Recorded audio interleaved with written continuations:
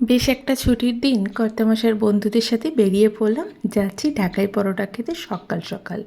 মানে ওই বলতে পারো আমাদের সবারই সকালের জলখাবারটা সেখানেই করব। মার্কেট দিয়ে বেরিয়ে পৌঁছে গেলাম শান্তি মোড়ে।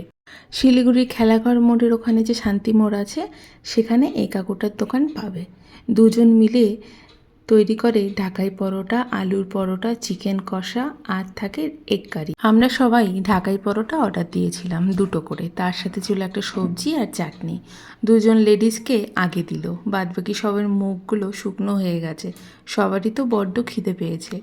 যারা অনলাইনে অর্ডার করতে চাও ফোন নাম্বারটা দিয়ে দিলাম। জংশনে গেছিলাম চা খেতে সবাই মিলে।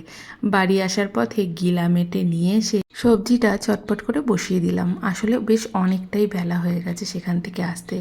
বন্ধুবান্ধবদের সাথে গেলে যা হয় আর কি। খাওয়া দাওয়া শেষ করে বিকেলে রেডি হয়ে বেরোলাম।